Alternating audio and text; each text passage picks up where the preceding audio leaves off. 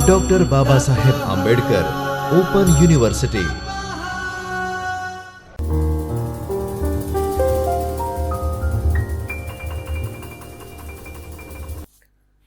नमस्कार विद्यार्थी मित्रों, doctor Baba Saheb Ambedkar open university के चैतन्य स्टूडियो से मैं डॉक्टर आशीष कुमार सिंह, सहायक प्राध्यापक हिंदी, आप सभी का हार्दिक स्वागत करता हूं।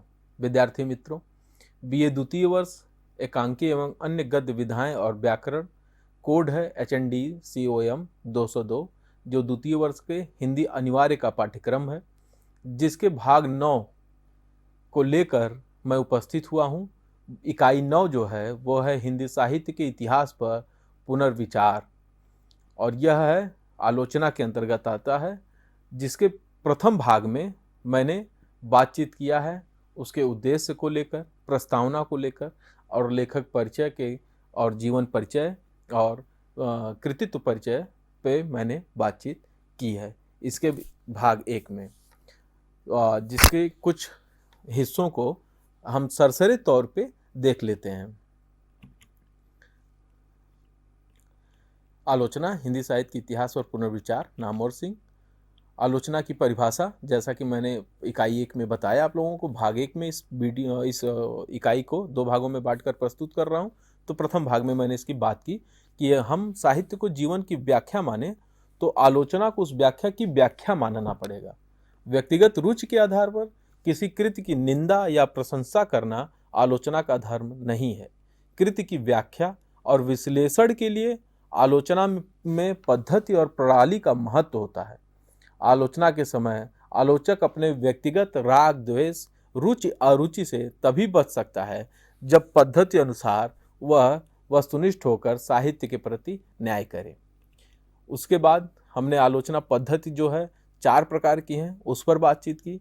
सैद्धांतिक आलोचना, निर्णयात्मक आलोचना, प्रभावाभिव्यंजक आलोचना और विश्लेषणात्मक आलोचना। भारतेंदु युग में आलोचना जाके 3 रूपों में हमें दिखाई देती है। सैद्धांतिक आलोचना टीका तथा भाष्य के रूप में, इतिहास ग्रंथों में लिखे हुए कवि परिचय के रूप में। सैद्धांतिक आलोचना वही आलोचना है जो हमने पढ़ रहे हैं। टीका अथवा भाष्य वो हो गया जो बड़े बड़े ग्रंथों पर जो टीकाएं लिखी जाती थीं, वो टीका हो गई, भाष्य लिखे जाते थे। और इतिहास ग्रंथों में लिखे हुए कवि परिचय, इतिहास ग्रंथ जैसे हिंदी साहित्य का जो इतिहास है, चाहे शुक्ल जी का हो, चाहे शिव सिंह सेंगर का हो, वो सब क्या है? इतिहास ग्रंथ हैं। तो इन 3 भागों को देख के रखते हैं भारतेंदु युग में। इसके बाद हम बात किए थे सैद्धांतिक आलोचना की, कि सैद्धांतिक आलोचना में छंद प्रभाकर जगन्नाथ प्रसाद भानु जी की आता है। फिर जसवंत जासो भूषण जो है मुरारी दान कविराज जी का है। रस कुसुमाकर प्रताप नारायण सिंह जी का है। और टीका अथवा भाष्य लाल चंद्रिका लल्लू लाल ने लिखा है। यह टीका का एक नमूना है, एक रूप है। इतिहास ग्रंथ जो है वह शिव सिंह सरोज, शिव सिंह सेंगर आपके सामने है। इसी तरह से अलंकार मंजूषा है, लाला भगवान दिन ने लिखा है। तुलनात्मक आलोचना बिहारी और सादी, जैसे इन दोनों की जो तुलना की गई है 2 बड़े बड़े राइटरों के, जैसे बिहारी और देव, तो देव और बिहारी की जो तुलना की गई है वह तुलनात्मक आलोचना के अंतर्गत आती है। हिंदी आलोचना की परिभाषा, जैसा कि विश्वनाथ त्रिपाठी जी ने कहा कि हिंदी आलोचना पाश्चात्य की नकल पर नहीं, बल्कि अपने साहित्य को समझने बूझने और उसकी उपादेयता पर विचार करने की आवश्यकता के कारण जन्मी और विकसित हुई है। यानी विश्वनाथ त्रिपाठी जी यह मानने से इनकार करते हैं कि यह आलोचना पाश्चात्य की नकल पर हुई है या की जानी चाहिए। प्रमुख आलोचना ग्रंथ पे हमने बातचीत की, जिसमें अलंकार मंजूषा और काव्य कल्पद्रुम, रस कलश। प्रमुख आलोचना ग्रंथ पे हमने पिछली इकाई में बात किया है। साहित्य परिजात है, काव्य दर्पण है, रसक रंजन है, हिंदी नवरत्न देव और बिहारी, बिहारी और देव, जैसा मैंने अभी कहा था तुलनात्मक में, तो ये बिहारी और देव और बिहारी का इनका यहाँ पे प्रथम पेज का चित्र है, छायाचित्र है, जिसे आप देख पा रहे हैं। प्रमुख आलोचक की बात हमने की थी, जिसमें भारतेंदु हरिश्चंद्र, आचार्य महावीर प्रसाद द्विवेदी, बालकृष्ण भट्ट, मिश्र बंधु, पद्म Singh Sharma, Shyam Sundar Das, Acharya Ramchandra Shukla, Hazari Prasad Dwivedi, doctor Nagendra, doctor Namvar Singh, doctor Ramvilas Sharma ji. यहाँ पे आप कुछ चित्र भी हैं और नाम भी हैं जिनको आप देख पा रहे हैं। प्रमुख आलोचक में और भी लोग हैं, सच्चिदानंद हिरन, वात्स्यायन अज्ञे, आचार्य विश्वनाथ प्रसाद मिश्र, शिवदान सिंह चौहान, डॉक्टर केसरी नारायण शुक्ल, जिसको इकाई 1 में हमने इस पर बातचीत की है। यहाँ पे मैं बस आपको कुछ बताते हुए फिर इकाई भाग 2 में चलेंगे, जहाँ पे हम बात करेंगे हिंदी साहित्य के इतिहास के पुनर्विचार पर विचार करेंगे। जीवन परिचय की हमने बात की थी। नामवर सिंह का जन्म 28 जुलाई 1927 को हुआ था। आप 3 भाई थे और माता का नाम वागीश्वरी देवी और पिता का नाम नागर सिंह था। नामवर सिंह हिंदी आलोचना के मूर्धन्य स्तंभ हैं, आप जान ही रहे हैं। हिंदी के विकास का 1954 से उन्होंने अपने आलोचना जीवन की शुरुआत की थी। हिंदी के विकास में अपभ्रंश का योगदान। फिर कृतित्व परिचय है उनका, छायावाद, और जो सबसे महत्वपूर्ण है वो है मलेच्छ की डायरी और आचार्य रामचंद्र शुक्ल, बकलम खुद। पुरस्कार भी कुछ है, सम्मान, वो आपके उस पर बातचीत हुई थी। आलोचना, अब हम बात करते हैं भाग 2 में, आलोचना हिंदी साहित्य के इतिहास पर पुनर्विचार, विषय वस्तु।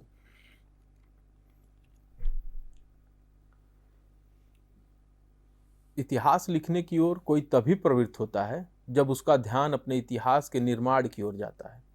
पहले जब साहित्य का इतिहास लिखने की परंपरा का सूत्रपात हुआ था, तो संपूर्ण राष्ट्रीय जीवन के विभिन्न क्षेत्रों के इतिहास निर्माण के साथ ही यदि आरंभिक इतिहासों के इतिहास में न जाकर आचार्य रामचंद्र शुक्ल के इतिहास को ही लें, जो हिंदी साहित्य का पहला व्यवस्थित इतिहास माना जाता है, जो उसकी ऐतिहासिकता घोषित करने के लिए उस युग का राष्ट्रीय आंदोलन समानांतर दिखाई पड़ेगा। इसके अतिरिक्त शुक्ल जी का इतिहास हिंदी शब्द सागर के साथ आया, जिसके आसपास ही कामता प्रसाद गुरु का पहला प्रमाणिक हिंदी व्याकरण भी निकला था। साहित्य का इतिहास, शब्दकोश एवं व्याकरण, क्या इन तीनों का एक साथ बनना आकस्मिक है? यह तथ्य इसलिए भी ध्यान देने योग्य है कि आज फिर जब साहित्यिक इतिहास लिखने का उत्साह उमड़ा है, तो साथ साथ शब्दकोश और व्याकरण के संशोधन एवं परिवर्तन के प्रयत्न भी हो रहे हैं। अब हिंदी का कार्यक्षेत्र पहले से कहीं अधिक व्यापक हो गया है। इसीलिए इस प्रकार के प्रयत्न यदि अन्य अनेक जगहों से भी हों तो स्वाभाविक ही कहा जाएगा। जैसे भारतीय हिंदी परिषद प्रयाग की ओर से 3 जिल्दों में प्रकाशित होने वाला हिंदी साहित्य, इन तथ्यों से प्रमाणित होता है कि आज भी हिंदी उन सभी आवश्यकताओं की पूर्ति के लिए पूर्णतः तत्पर है, जो कि उससे अपेक्षित भाषाएं जो काफ़ी पहले कर चुकी हैं, उसे थोड़े जल्द समय में ही जल्द से जल्द पूरा करके हिंदी भी सबके साथ आ जाना चाहती है, बल्कि संभव हुआ तो आगे निकल जाने के लिए भी तैयार है। हिंदी इतिहासों का मंतव्य स्पष्ट किया गया है। कोई एक लेखक सभी विषयों पर विशेषज्ञता की दृष्टि से विचार नहीं कर सकता है। इसलिए विभिन्न विषयों के विशेषज्ञों के सहयोग से ऐसा इतिहास प्रस्तुत किया जाए जिसमें नवीनतम खोजों और नवीन व्याख्याओं का समुचित उपयोग हो सके। ऐसे संदर्भ ग्रंथों की एक निश्चित उपयोगिता है, किंतु यह उनकी अनिवार्य सीमा भी है। इस सीमा को ध्यान में रखकर ही साहित्यिक इतिहास पर पुनर्विचार संभव है। दरअसल जिन ग्रंथों का लक्ष्य नवीनतम खोजों और नवीन व्याख्याओं का उपयोग करना भर हो, उनका उपयोग अधिक से अधिक नवीनतम खोजों और नवीन व्याख्याओं की जानकारी प्राप्त करने के लिए ही हो सकता है। नवीन व्याख्याओं का उपयोग इतिहास नहीं है, इतिहास स्वयं एक नई व्याख्या है। इसलिए इन ग्रंथों की समस्याएं भी दूसरे प्रकार की हैं, जिनका संबंध पाठालोचन, तथ्य संग्रह, तथ्यवचन, सामग्रियों के वर्गीकरण आदि से है। काल विभाजन की समस्या भी हिंदी साहित्य के इतिहासकारों को प्रायः सबसे बड़ी समस्या मालूम होती है, और इतिहास पर पुनर्विचार करते समय सबसे पहले इस काल विभाजन की समस्या को ही सामने रखा जाता है। यहाँ तक कि काल विभाजन हिंदी साहित्य के इतिहास संबंधी पुनर्विचार का पर्याय हो चला है। वस्तुतः इतिहास लिखने का कार्य वही कर सकता है जो स्वयं इतिहास बनाने में योग देता है। इतिहास अर्थात समसामयिक इतिहास, क्योंकि जो बीत चुका उसका अब क्या बनाया जा सकता है। इसलिए साहित्य के इतिहास की मुख्य समस्या है समसामयिक साहित्य समस्या। अन्य युगों की सारी समस्याएं सहायक अथवा गौड़ हैं। इस प्रकार जो समसामयिक साहित्य की समस्याओं से जूझ रहे हैं, वे इतिहास न लिखते हुए भी वस्तुतः इतिहास बनाने में योग दे रहे हैं। समसामयिक साहित्य इतिहास के संदर्भ में उठी हुई सारी समस्याएं इतिहास की समस्याएं हैं। समसामयिक साहित्य का इतिहास बनाने में सबसे अधिक योग एक रचनाकार का होता है, क्योंकि रचना के द्वारा ही इतिहास का निर्माण संभव है। किंतु कभी कभी अधिकांश रचनाकार को भी समीक्षक का कार्य करना पड़ता है। साहित्य समीक्षा के द्वारा ही समसामयिक समस्याओं का विचार संभव है। इसलिए जहाँ तक इतिहास लिखने का कार्य है, उसका उत्तरदायित्व एक समीक्षक के ही कंधों पर है। हिंदी साहित्य का पहला व्यवस्थित इतिहास लिखने वाले आचार्य रामचंद्र शुक्ल अपने युग के सबसे जागरूक आलोचक भी थे। उनके इतिहास का स्थायित्व उनके आलोचनात्मक मूल्यांकन के कारण है। इधर कुछ ऐसी परंपरा चल पड़ी कि इतिहास लेखन एवं साहित्य समीक्षा के बीच संबंध टूट गया है। इतिहास लिखने का कार्य अध्यापकों ने अपने जिम्मे कर लिया है और समसामयिक साहित्य की समीक्षा लिखने का कार्य साहित्यजीवी लेखक करते हैं या फिर पत्रकार। जुलाई 54 की त्रैमासिक आलोचना से इतिहास का पुनर्नवीनीकरण शीर्षक संपादकीय के अंतर्गत संभवतः पहली बार स्पष्ट शब्दों में कहा गया कि इतिहास के नवीकरण का प्रश्न समीक्षा के नवीकरण का प्रश्न हो जाता है। इससे पहले अक्टूबर 52 की त्रैमासिक आलोचना के इतिहास विशेषांक के संपादकीय में भी हिंदी साहित्य की नई पुरानी सभी प्रवृत्तियों को विशिष्ट ऐतिहासिक परिस्थितियों के प्रसंग में रखकर जांचने और चंद से लेकर पंत तक की कृतियों के अध्ययन से उनकी वास्तविक महत्ता को उद्घाटित करने की आवाज उठाई गई है। लेकिन वहां भी स्पष्ट रूप से यह नहीं कहा गया कि इतिहास के पुनर्नवीनीकरण की समस्या वस्तुतः आलोचना के प्रतिमान के पुनर्नवीकरण की समस्या है। यह अस्पष्टता इतिहास और आलोचना के आपसी संबंध के बारे में दिमागी अस्पष्टता को सूचित करती है, क्योंकि अनजान ढंग से तो किसी न किसी रूप में हर इतिहासकार आलोचना करता ही है। इसी प्रकार हजारी प्रसाद द्विवेदी का हिंदी साहित्य उद्भव और विकास प्रकाशित हुआ तो अनेक लोगों का धीरज टूट गया और बहुतों की ओर से शिकायत आई कि इतिहास द्विवेदी जी के गौरव के अनुकूल नहीं है। शुक्ल जी के इतिहास के साथ उसे मिलाकर किसी ने यह देखने की कोशिश नहीं की कि दोनों इतिहासों में एक पीढ़ी का अंतर है। उसके कारण परंपरा के निरूपण एवं मूल्यांकन में कहाँ कहाँ अंतर आ गया है। इन दो इतिहासों की प्रचलित आलोचनाओं से स्पष्ट है कि इतिहास पर पुनर्विचार करने वालों में स्वयं अपने युग का बोध कितना कम है। जीवंत तथ्यों से निरंतर संपर्क बनाए रखने के लिए भी इतिहास पर सतत विचार करते रहना आवश्यक है।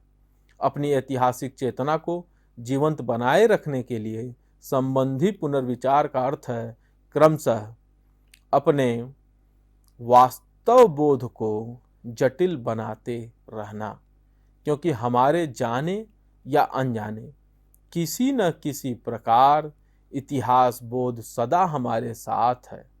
इसलिए उसके दुरुपयोग के संकट से बचने के लिए इतिहास बोध को सतत सूक्ष्मतर एवं यथा तथ्य बनाए रखना नितांत आवश्यक है।